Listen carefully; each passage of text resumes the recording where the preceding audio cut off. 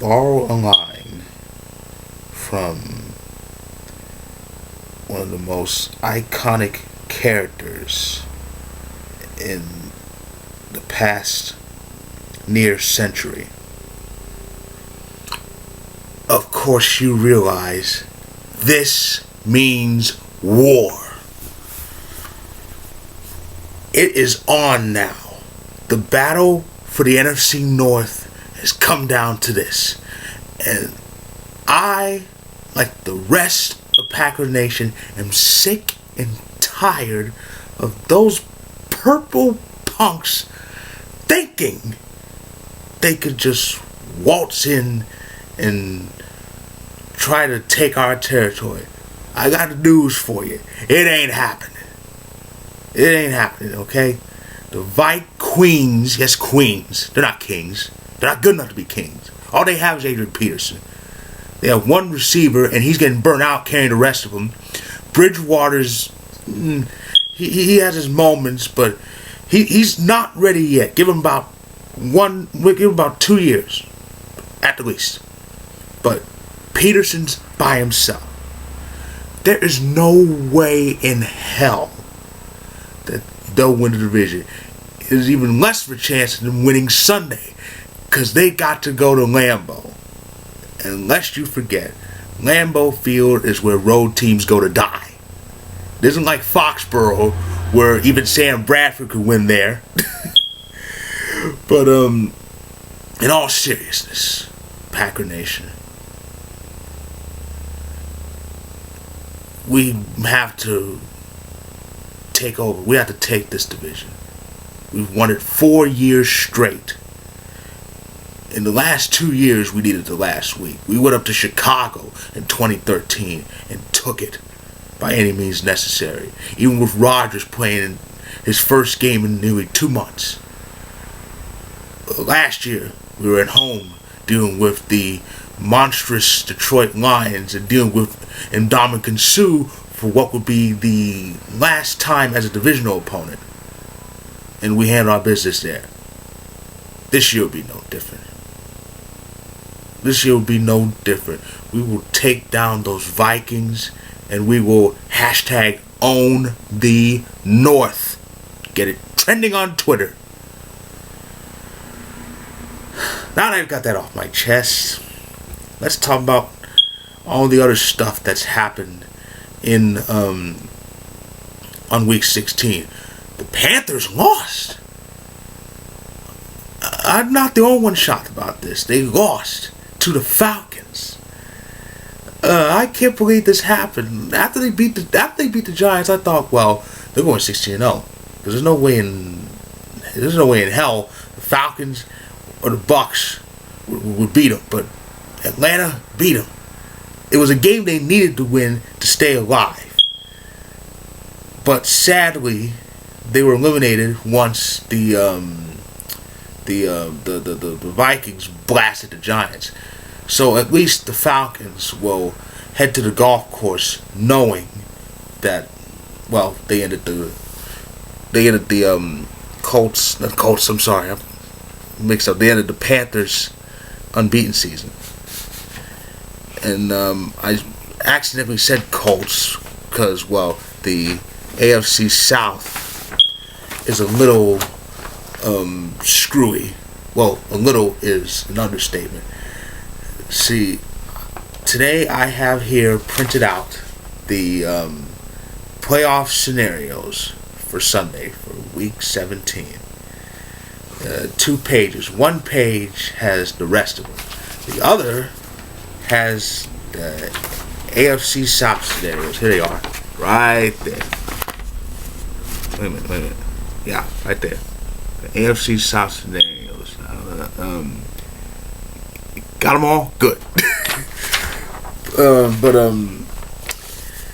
It's crazy.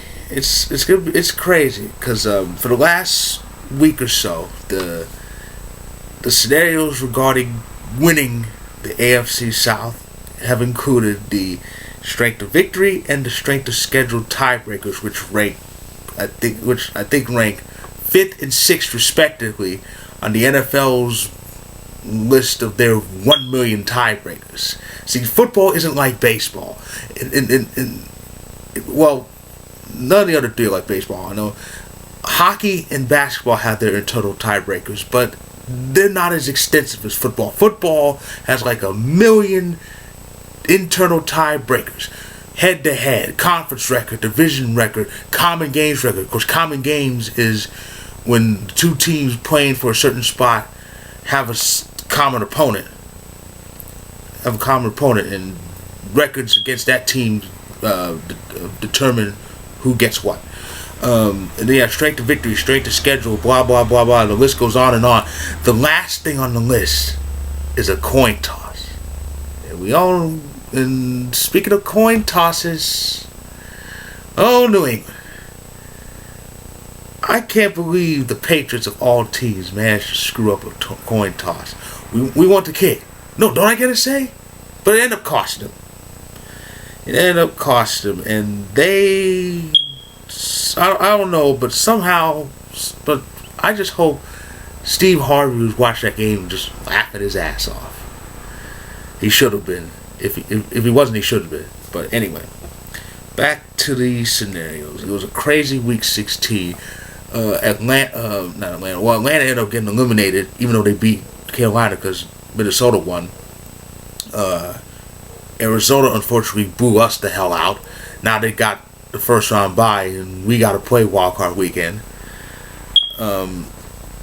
Plus, Arizona's win kept them alive from home field, which is crazy. In the AFC,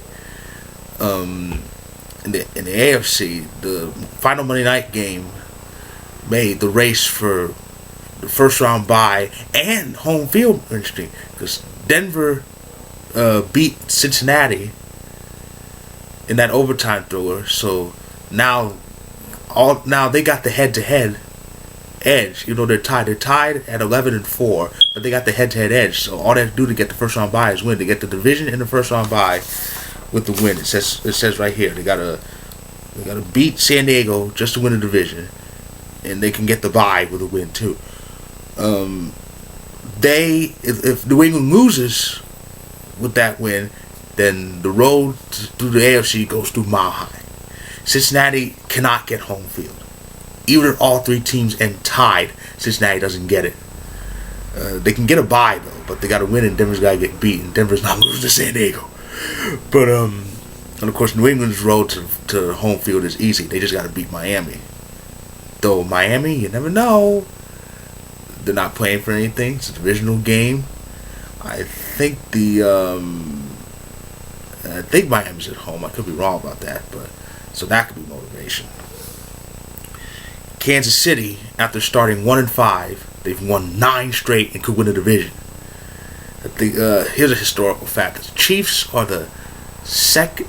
are only the second team ever since the merger to start 1-5 to make the playoffs. They said who the other team was, but I forgot who it was. But I do remember that other team actually started 1-6 and made it. So that's something. Kansas City can win the division, but they need to beat Oakland, and San Diego's got to beat Denver. So I don't know. The Steelers had a tough loss to Baltimore, and with the Jets win, they are really in trouble. They need a win and help. They need a win and help to get it. Now, fortunately for Pittsburgh, the Jets are playing Buffalo, and I would think that Rex Ryan will be motivated to want to eliminate his old team. He managed to beat the Jets on the road. The game's in Buffalo, so who knows what can happen. But Pittsburgh's got to win. They play the Browns, so that should be given. The NFC stuff is much easier because all 6 teams are in. It's just a matter of positioning. I mentioned the home field. Carolina just has to win. Arizona needs to win, and Carolina has to lose to get home field. Of course, our game against Minnesota is for the North. Seahawks fans, this is an opportunity for your team to avoid embarrassment. See, I know you guys don't want don't want that Bruno Mars clone to go to Lambeau and get embarrassed again like he did in week 2. You don't want that. You don't want the bad man to rain touchdowns all over your halfway bad team. Okay? But luckily, we're here to help you. But you got to do your part. You got to beat Arizona to keep that hope alive. Because if you guys win and we do our thing and beat those purple punks, guess what? We'll play those purple punks again in the playoffs, and you get to go to the nation's capital and face the winner of the NFC least. So that'll be our gift to you should you beat Arizona. You're welcome. But yeah, it's all a matter of positioning the NFC. And Seattle at the moment is number 6, so they'll face whoever wins the North should that stand. The beautiful thing about our big game is even if we tie, we get it because the earlier win will be the difference. So those are week 17 scenarios. All of this takes place Sunday. It was a crazy week 16. Oh, actually, that's not all. I gotta mention the AFC South quickly. Straight to victory, straight to schedule is still involved here. It will be easier if Houston just wins. If Houston wins, they get the division. None of that stuff matters. But